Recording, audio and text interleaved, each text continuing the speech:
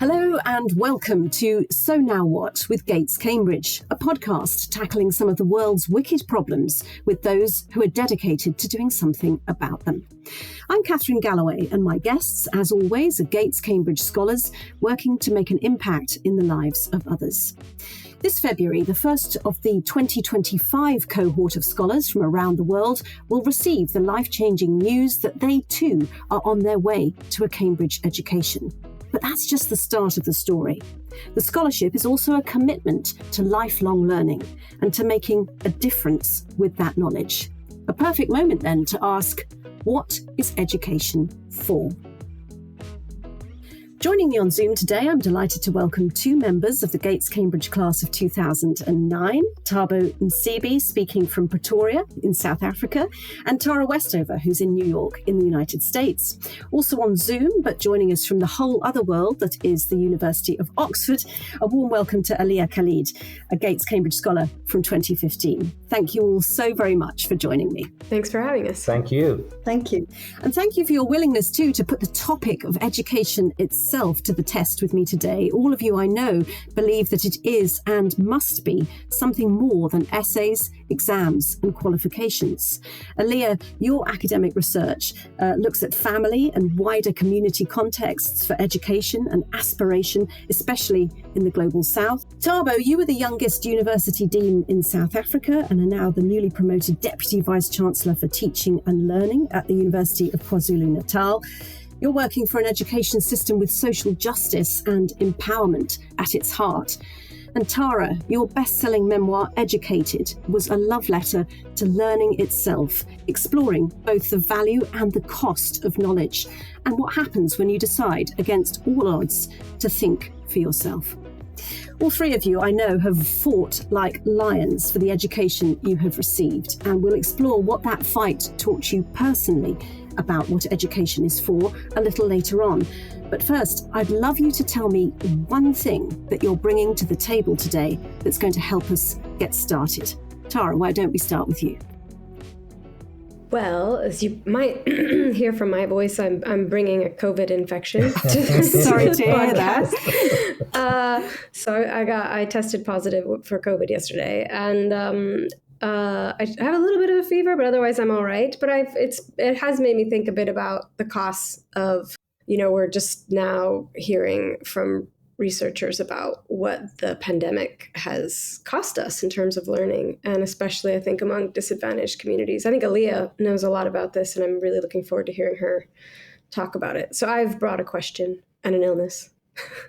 Well, and that's the beauty of podcasting and radio, Tara, that we're all completely fine with the fact that you are spluttering over your computer, but I'm sorry that you're unwell. Thabo, what have you brought to the table today? Well, I think I've brought in the idea of opportunity. I think I'm incredibly grateful that individuals were able to identify potential in me. And I feel very privileged and lucky to be here today, knowing very well that if I had not been given the opportunity that I had been given, I would not be here in this august occasion. So a sense of gratitude and also the importance that education is first spotting the potential then, rather than stuffing everything in. And Aliyah, what have you brought to our conversation today? So what I bring to the table is a call for us to reflect on our own practices and try to learn from communities that we wish to serve. The reason why I say this is because I work in the field of comparative and international education, and we researchers, practitioners, policymakers seek to solve the world's what we call wicked problems through education. And as we seek to kind of solve these problems, we bring our own understanding of the issues, which translates into our own versions of the solutions as well. So in that sense, those are the solutions that we try to impose as a global community onto other communities worldwide.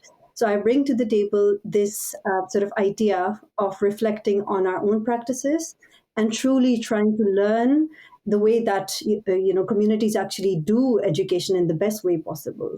Well, that's fascinating. Well, this idea of self-reflection, I know, is also very important to Tara and to Thabo. This idea that you find yourself, the knowing and the growing seem to come together, and that it is a long journey, that we keep reevaluating, we keep looking at ourselves and becoming somebody different through our education and the education we offer to others.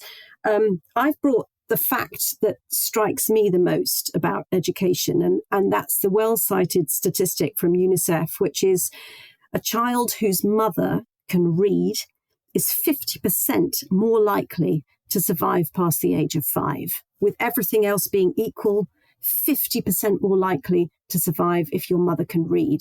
Now, Aliyah, I know your work on gender, and in particular, mothers and daughters and their aspirations and experiences of education is absolutely key to what you have done. Can you expand a little bit on that, on what education is for in the female context? Coming back to the idea of narratives and stories, and Adichie's, idea of one unified story and multiple stories is really appealing to me.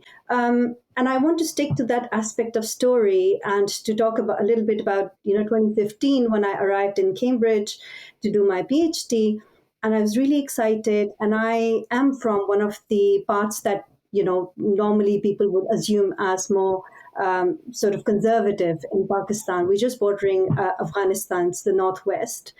And I remember when I came in, lovely colleagues, were very keen to learn about me, to understand my story as well. And I was very keen to talk because I had stories to tell. When I talked to them about my issues, the way that I spoke about them, I thought I spoke as a conqueror.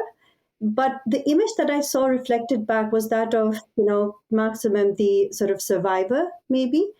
And there was a confusion there because I thought that is not how I think I have lived, that story.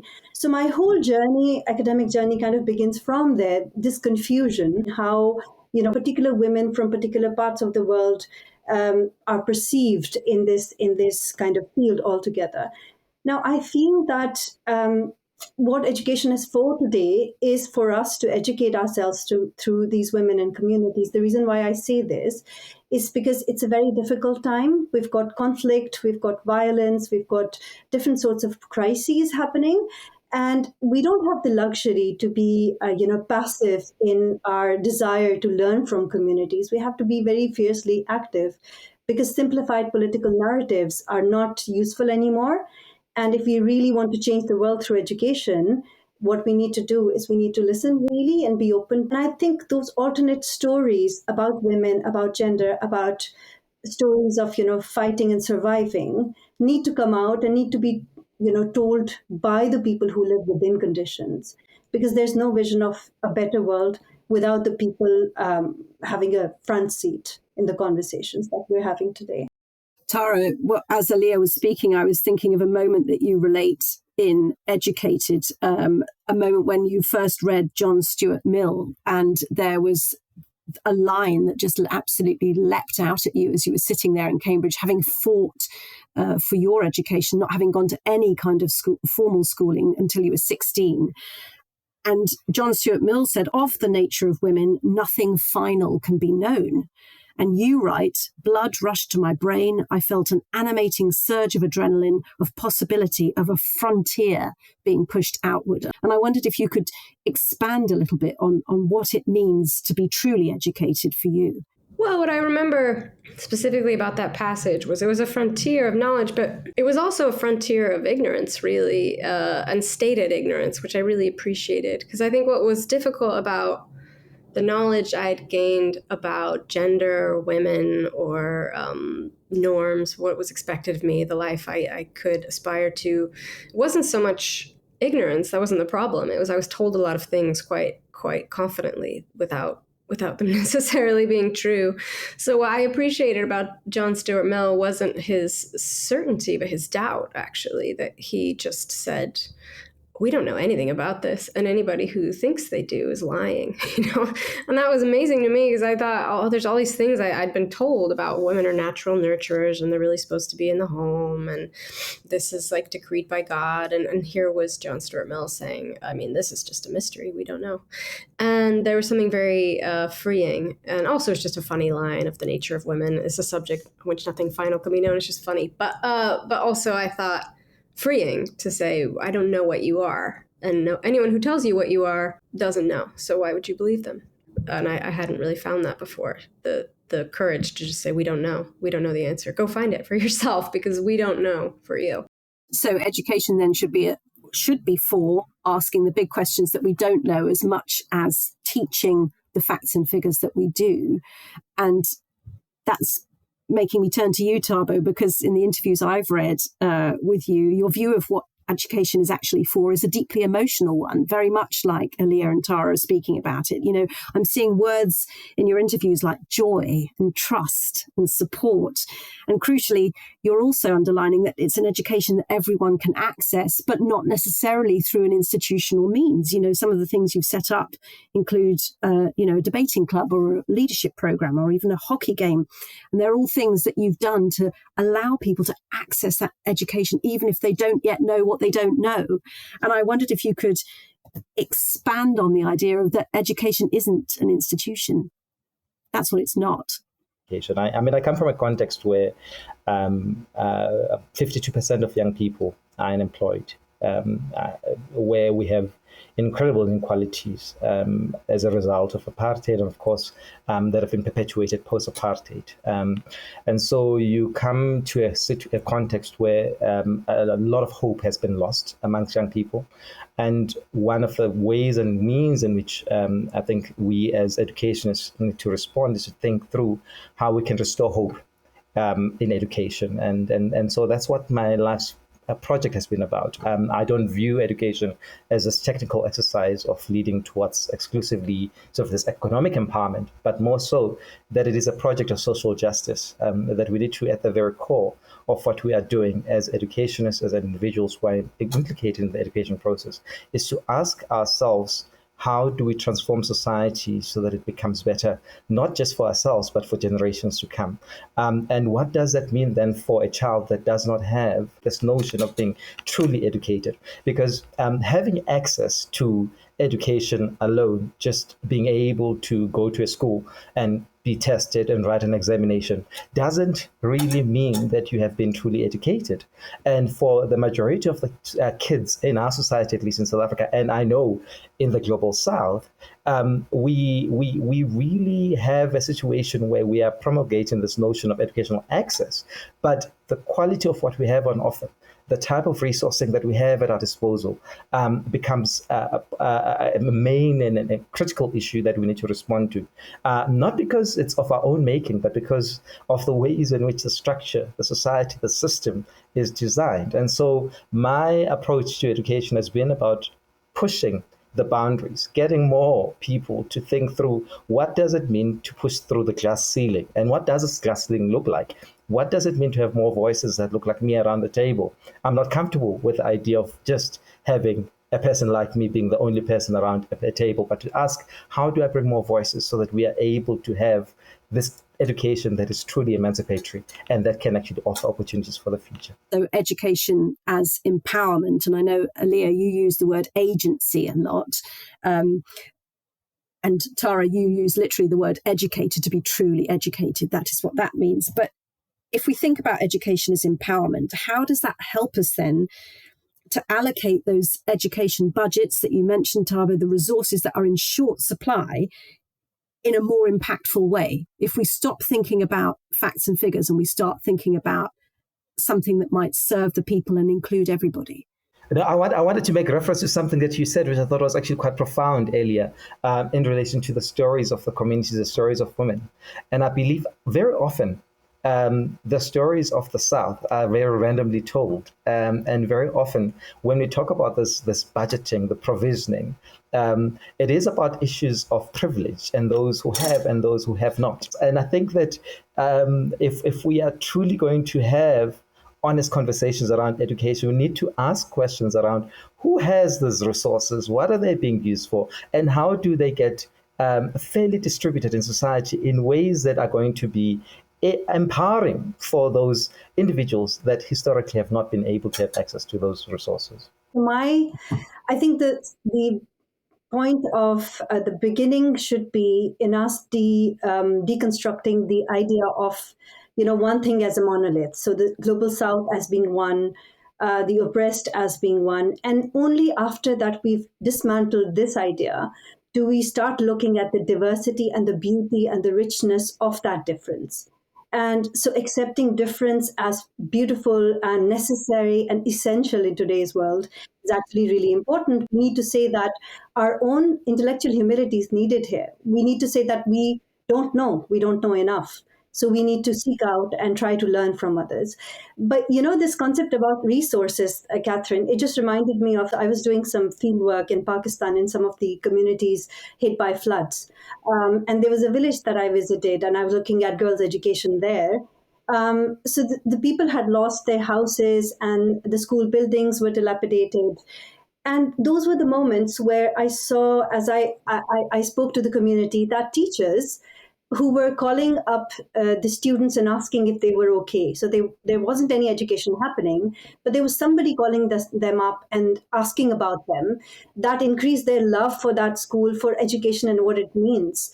There were teachers who were inviting students in their homes, just to ask about how they're doing, just to be, caring, just to care for them, just to love them. School is much more than reading and writing.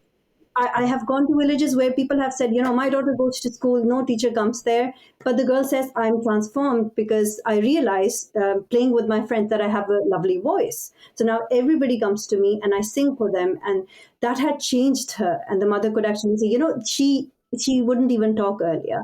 Now she's doing this. Now, the reason why I'm getting to this is because I went there and I saw this beautiful white tent set up by UNESCO. And as I entered the tent, it was supposed to be a school. It was completely new. It was never used. It had reached those communities, very hard communities to reach, but it wasn't used. So had I gone into that setup and said, oh, the community isn't coming, there are things happening, but something very beautiful, but very different was happening in different ways. The people had been seeing these floods since quite a few years now. So they knew what could be done to actually improve the situation. For example, giving certification to teachers to actually start up schools in their homes. They were higher grounds where there were, government structures in place. Those could be used as schools. So they listed all the solutions of how things could actually be done, how education could actually be made possible without spending extra on anything. So this question about resources and this question about education, it's quite complicated, and it's beautiful because of the complexity. I had one thought about, I think it's worth mentioning technology in this, because I think for a lot of people they think, oh, maybe not everyone can get access to kind of Harvard education or a, stellar education, but now we can put everything online and so everybody can. And there's something very true and very exciting about that. If you want to go on to YouTube and you have access to a computer or a phone, you can watch a great mathematical mind like teach you algebra or something, which is like truly amazing. But it cuts two directions, because I think we don't want to remove that human aspect too much that Aaliyah was talking about. Like, part of an education is having a teacher who knows you and cares about you, and a community that can point out to you what your strengths are. And I worry a little bit when we overemphasize what technology can do for inequality in education, that we might veer into a world where we accept education for, less advantaged people that is just totally qualitatively, not just quantitatively different. They have fewer resources, but it's just a completely different experience, only with a screen, and without kind of making sure that human community side is present, which I do think more privileged kids will always have. And so I just think it's worth thinking about technology. What can it solve and what can't it solve? And just being a little bit realistic about it. If I could just take you into your own stories for a minute. You were 3 children growing up on 3 different continents, all of you. And at one point or another, all of your educational journeys could have stopped dead or indeed never got started. Aaliyah, you were growing up in Pakistan on the Afghan border with the Taliban swirling around. Tabo, you grew up until the age of 10 under apartheid in a township in KwaZulu-Natal. And Tara, there you were in rural Idaho in a Mormon community, and your parents didn't agree with sending children to school, so you had no formal education. And this is a difficult question, but what was one teachable moment from your own growing up that made you feel, oh goodness, I know what education is for and I know why I want it so badly? I can start with a moment that's perhaps my motivation for even doing a PhD. I have been fortunate. Yes, there have been events in my life, and my life has had a very crazy kind of journey. But I've also had a lot of support from my family and friends. But I also come from a part of the world where, at the time of war on terror, we used to have suicide bombings every day, 3-4 attacks minimum in a day. But one defining moment for me, actually, which led me to my PhD, was this this event, which is called the Peshawar School Massacre. So in 2014, so sort of Taliban took over a school, and more than 400 or so children were actually brutally slaughtered. And it was a day-long event, and the students who went there, so the families who used to send their children there, a lot of them were living in my community, in my hometown. So when this event happened, lots of families lost multiple children in one household, actually. And I remember the government had formed white lines, which if you walked on them, they would lead you to a house that had lost children. So for the coming 1 week, we just walked on those lines and we entered houses and we cried with them and we looked at people.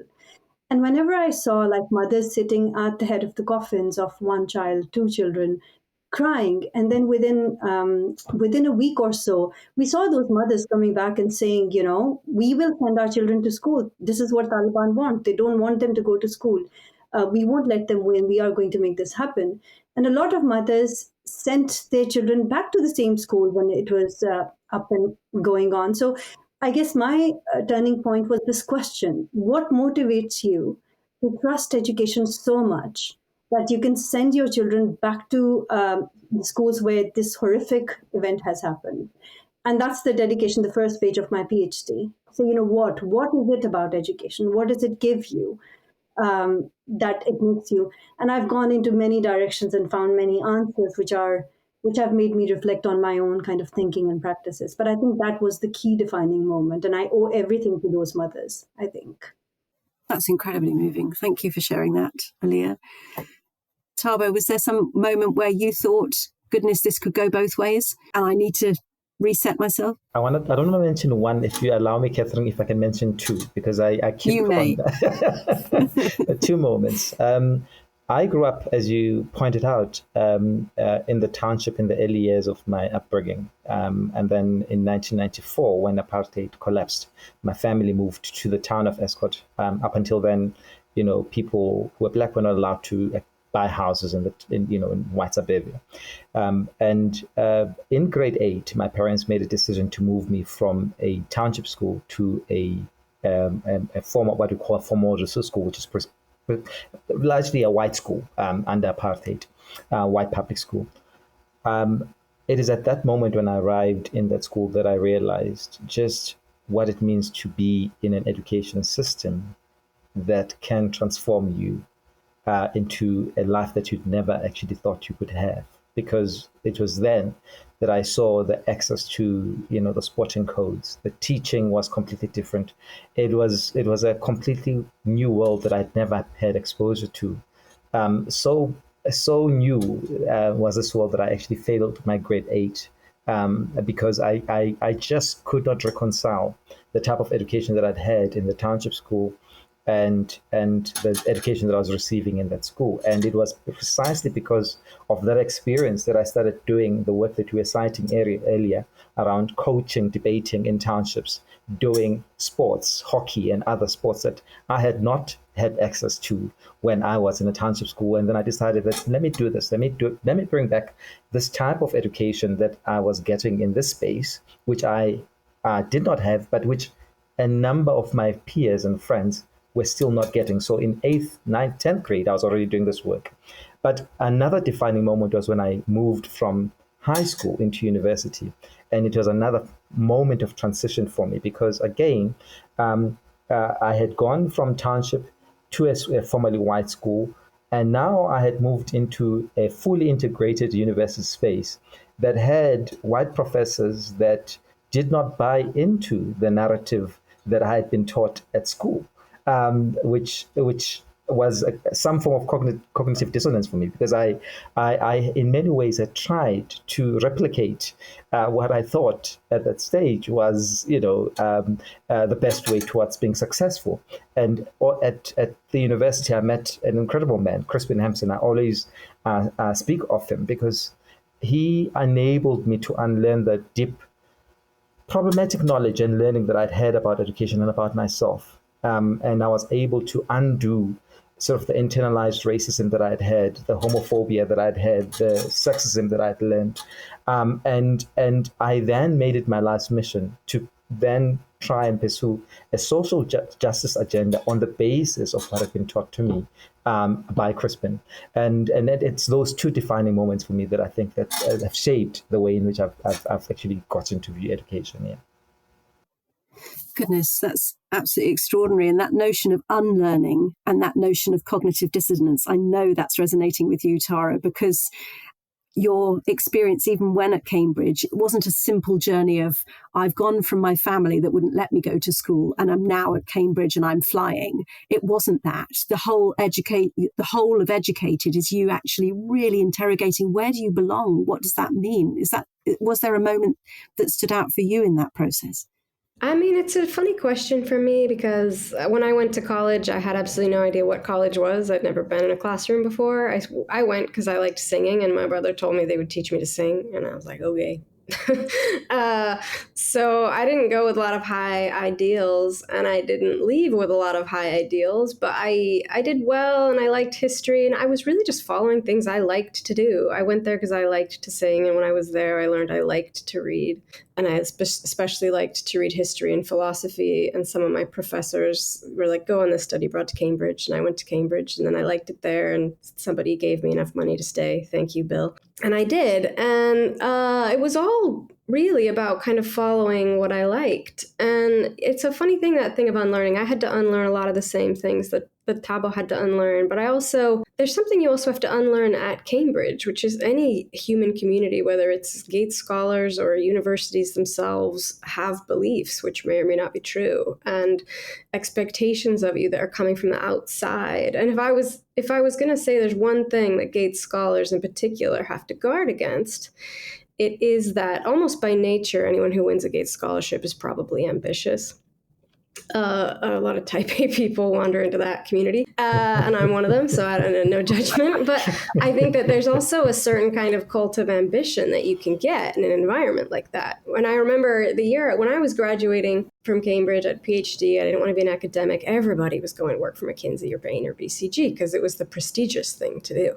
And I think that's a kind of rigidity of thought, like I am so successful, I can't do anything for education unless I'm like working right under Obama, whatever it is, like a certain, like you have to guard against your arrogance. But there's like some value maybe in like going back to wherever it is you're from and working at the little school that you knew and actually gaining some true knowledge before you go apply to the presidential administration, like not just thinking, well, I went to Harvard or I went to Yale and I'm top of my class and I need to start at the top. Like remembering that internal, like, what do I want to do and what am I good at? And actually not just wholly swallowing the this narrative of like absolute success all the time. I had no knowledge whatsoever that anyone was going to read this book I was writing. That's not why I did it.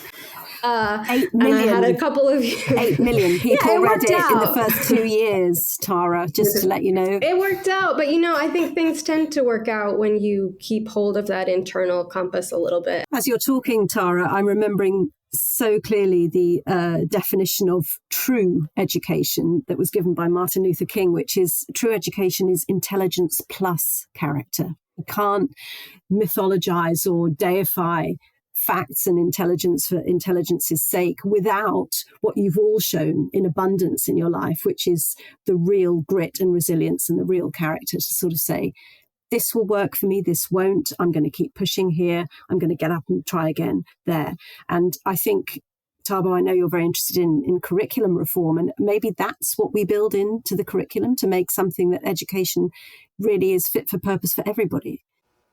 Absolutely, and one of the things that we've been reflecting on here at the University of KwaZulu-Natal is how do we we've got a big scourge around gender-based violence in South Africa, and we've been thinking through how do we use education as a tool to undo some of the damage that is so inculcated in the society, and we've come up with what we hope is a curriculum innovation of creating a new course that is going to be compulsory for all first-year students, focus on the issue of difference, of social justice, emancipation, thinking through how to build that agency in individuals to be able to take action in transforming not only themselves but their society. Because I think that so much can be achieved through curriculum reform, and at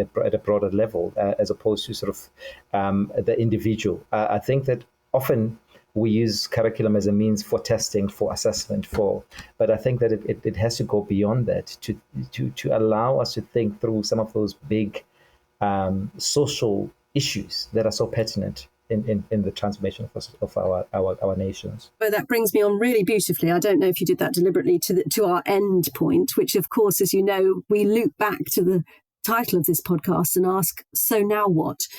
What are we going to do next, collectively or individually, to try and shape what we're talking about into real terms in the real world? And if we look at ourselves, here we are in February 2024. There are 6 years left before 2030, when we're meant to be achieving the UN Sustainable Development Goal number 4, to achieve free, equitable and quality education for all boys and girls.